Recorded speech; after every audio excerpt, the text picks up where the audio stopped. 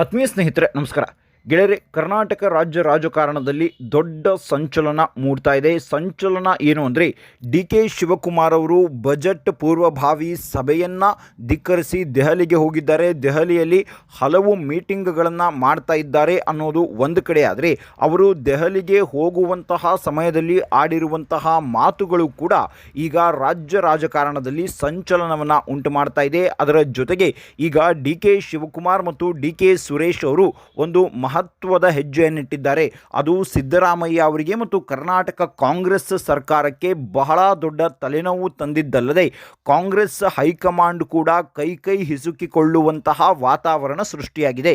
ಹಾಗಾದರೆ ಗೆಳೆಯರೆ, D K Shivakumar ಅವರು ತೆಗೆದುಕೊಂಡಿರುವಂತಹ ಆ ಅತಿದೊಡ್ಡ ನಿರ್ಧಾರ ಆದರೂ ಏನು, ಮತ್ತು ಡಿ ಕೆ ಶಿವಕುಮಾರ್ ಅವರು ಇದೇ ವೇಳೆಯಲ್ಲಿ ಇಟ್ಟಿರುವಂತಹ ಆ ಡಿಮ್ಯಾಂಡ್ ಆದರೂ ಏನು ಅನ್ನೋದರ ಒಂದಷ್ಟು ಮಾಹಿತಿಯನ್ನು ಈ ವಿಡಿಯೋದಲ್ಲಿ ನಿಮಗೆ ಕೊಡ್ತಾ ಹೋಗ್ತೀನಿ.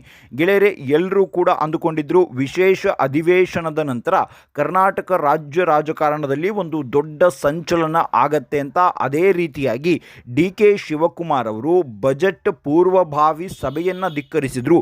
ಅದರಲ್ಲೂ ಕೂಡ ನಿನ್ನೆ ಸಿದ್ದರಾಮಯ್ಯ ಅವರ ನೇತೃತ್ವದಲ್ಲಿ ಇದ್ದಂತಹ ಬಜೆಟ್ ಪೂರ್ವಭಾವಿ ಸಭೆ ಯಾವುದಾಗಿತ್ತು ಅಂದರೆ, ಬೆಂಗಳೂರು ನಗರಾಭಿವೃದ್ಧಿ ಸಚಿವಾಲಯ ಮತ್ತು ಜಲಸಂಪನ್ಮೂಲ ಸಚಿವಾಲಯದ ಒಂದು ಬಜೆಟ್ ಪೂರ್ವಭಾವಿ ಸಭೆಯಾಗಿತ್ತು. ಅಂದರೆ ಯಾವುದೇ ಸಚಿವರಾಗಿದ್ದರೂ ಕೂಡ ಬಜೆಟ್ ಪೂರ್ವಭಾವಿ ಸಭೆಯಲ್ಲಿ ಅವರು ಇದ್ದೇ ಇರ್ತಾರೆ. ಯಾಕಂದರೆ ತಮ್ಮ ಇಲಾಖೆಗೆ ಎಷ್ಟರ ಮಟ್ಟಿಗೆ ಅನುದಾನ ಬರಬೇಕು ಮತ್ತು ಎಷ್ಟರ ಮಟ್ಟಿಗೆ ಹಣ ಬಿಡುಗಡೆ ಆಗಬೇಕು, ಯಾವ ಯೋಜನೆಗಳನ್ನು ನಾವು ಪೂರ್ಣಗೊಳಿಸಬೇಕು ಅನ್ನೋದು ಮತ್ತು ಯಾವ ಯೋಜನೆಗಳನ್ನು ನಾವು ಅನುಷ್ಠಾನಗೊಳಿಸಬೇಕು ಅನ್ನೋದರ ಬಗ್ಗೆ ಮಹತ್ವವಾದಂತಹ ಮೀಟಿಂಗ್ ಇರುತ್ತೆ. ಆದರೆ ಡಿ ಕೆ ಶಿವಕುಮಾರ್ ಅವರು ಆ ಮೀಟಿಂಗನ್ನೇ ಧಿಕ್ಕರಿಸಿದರು. ಈ ಮೂಲಕವಾಗಿ ಡಿ ಕೆ ಶಿವಕುಮಾರ್ ಅವರು ಒಂದು ನೇರವಾಗಿರುವಂತಹ ಸಂದೇಶವನ್ನು ಕೊಟ್ಟರು. ಏನು ಆ ಸಂದೇಶ ಅಂದರೆ, ಸಿದ್ದರಾಮಯ್ಯ ಅವರು ಮಂಡಿಸ್ತಾ ಇರುವಂತಹ ಬಜೆಟ್ಗೆ ನನ್ನ ಒಪ್ಪಿಗೆ ಇಲ್ಲ, ನಾನು ಸಿದ್ದರಾಮಯ್ಯ ಅವರ ಬಜೆಟನ್ನು ಒಪ್ಪೋದಿಲ್ಲ ಅನ್ನುವಂತಹ ಸೂಚನೆಯನ್ನು ಕೊಟ್ಟರು.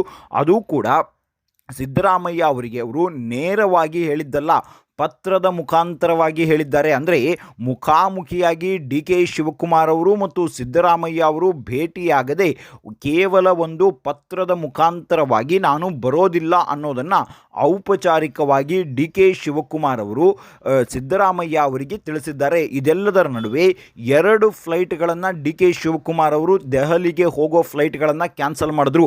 ಮೊದಲನೇದಾಗಿ ಬೆಳಿಗ್ಗೆ 9 ಗಂಟೆಗೆ ಫ್ಲೈಟ್ ಇತ್ತು, ಆ ಫ್ಲೈಟನ್ನು ಕ್ಯಾನ್ಸಲ್ ಮಾಡಿದ್ರು.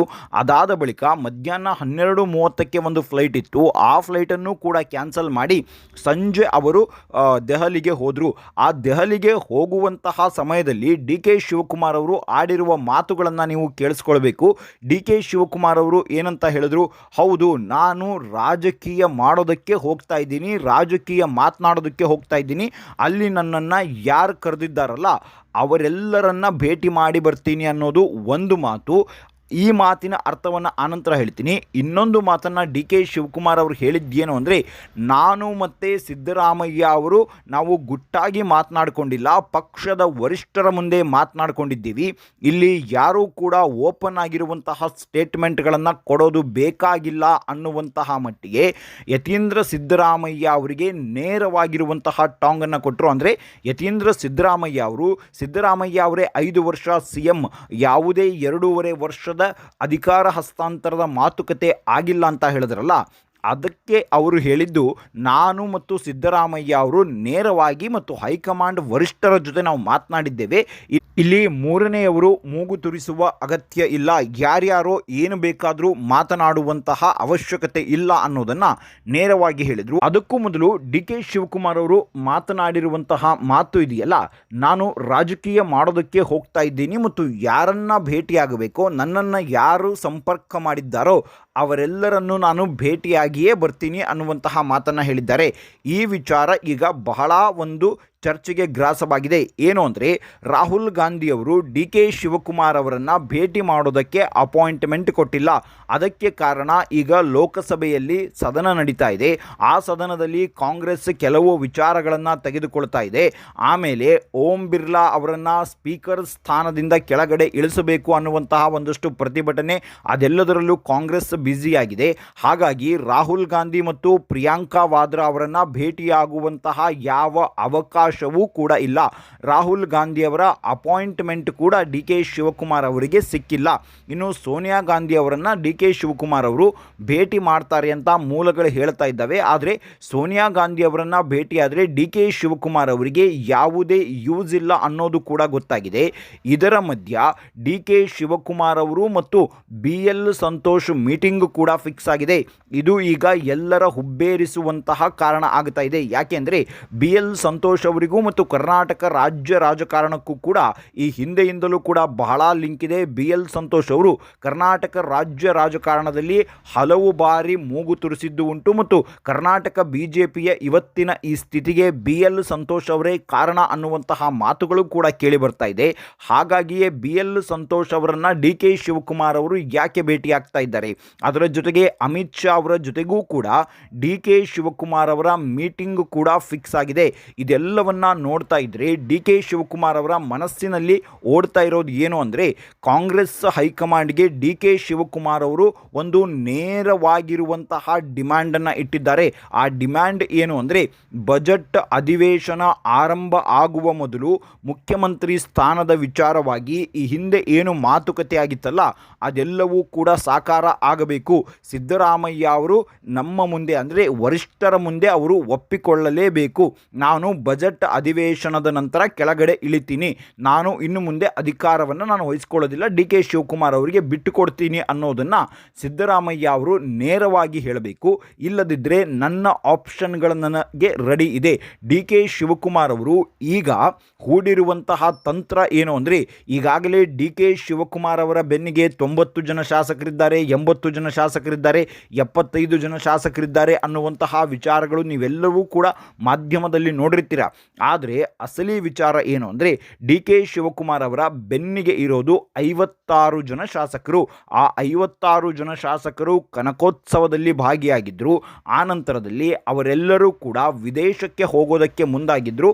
ಆದರೆ ಸ್ಪೀಕರ್ ಯು ಟಿ ಖಾದರ್ ಅದಕ್ಕೆ ಪರ್ಮಿಷನನ್ನು ಕೊಡಲಿಲ್ಲ.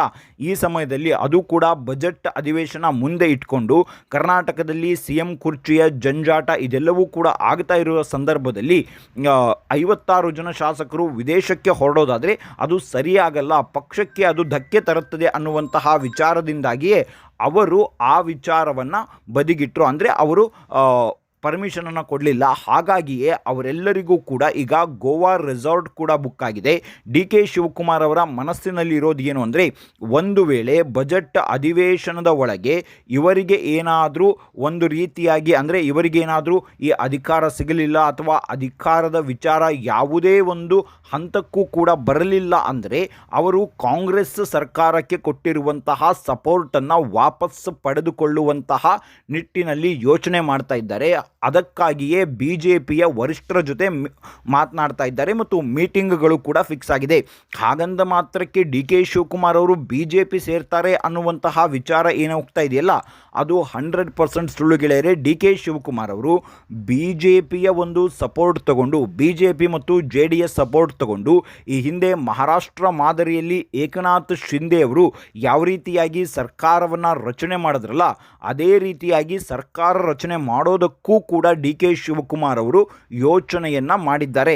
ಒಟ್ಟಾರೆಯಾಗಿ ರಾಜ್ಯ ರಾಜಕಾರಣದಲ್ಲಿ ಇದು ಅವರು ಅಧಿಕಾರವನ್ನು ಕೊಡಲ್ಲ, ಇವರು ಬಿಡಲ್ಲ ಅನ್ನುವಂಥ ಮಟ್ಟಿಗೆ ಹಗ್ಗ ಜಗ್ಗಾಟದಲ್ಲಿಯೇ ಇತ್ತು, ಏನೂ ಆಗೋದಿಲ್ಲ ಅಂದುಕೊಂಡಿದ್ರು. ಆದರೆ ಯಾವಾಗ ಡಿ ಕೆ ಶಿವಕುಮಾರ್ ಅವರು ಬಜೆಟನ್ನು ಒಪ್ಪಲಿಲ್ಲ ಅಲ್ಲ, ಈಗ ಇದು ಡಿ ಕೆ ಶಿವಕುಮಾರ್ ಅವರ ಪಟ್ಟು ಯಾವ ರೀತಿ ಆಗಿದೆ ಅನ್ನೋದನ್ನು ತೋರಿಸ್ಕೊಡ್ತಾ ಇದೆ. ಒಂದು ವೇಳೆ ಡಿ ಕೆ ಶಿವಕುಮಾರ್ ಅವರು ಏನಾದರೂ ಬಜೆಟ್ಗೆ ಅಪಸ್ವರವನ್ನು ತೆಗೆದು ಅವರು ಬಜೆಟ್ ಒಪ್ಪಲಿಲ್ಲ ಅಂದರೆ ಬಜೆಟ್ ಕಂಪ್ಲೀಟ್ ಬಿದ್ದು ಹೋಗುತ್ತೆ. ಒಂದು ವೇಳೆ ಬಜೆಟ್ ಬಿದ್ದು ಹೋದರೆ ಸರ್ಕಾರವೇ ಬಿದ್ದು ಹೋದ ಹಾಗೆ. ಹಾಗಾಗಿಯೇ ಇದೇ ಸರಿಯಾದ ಸಂದರ್ಭ ಅಂತ ಡಿ ಕೆ ಶಿವಕುಮಾರ್ ಅವರು ಪಟ್ಟು ಹಿಡಿದಿದ್ದಾರೆ. ಇದು ಗೆಳೆಯರೆ ರಾಜ್ಯ ರಾಜಕಾರಣದಲ್ಲಿ ಆಗಿರುವಂತಹ ಮಹತ್ವದ ಬೆಳವಣಿಗೆ. ಮುಂದಿನ ವಿಡಿಯೋದಲ್ಲಿ ಮತ್ತಷ್ಟು ಮಾಹಿತಿಯ ಜೊತೆಗೆ ಬರ್ತೀನಿ. ಅಲ್ಲಿವರೆಗೂ ಜೈ ಹಿಂದ್, ಜೈ ಕರ್ನಾಟಕ.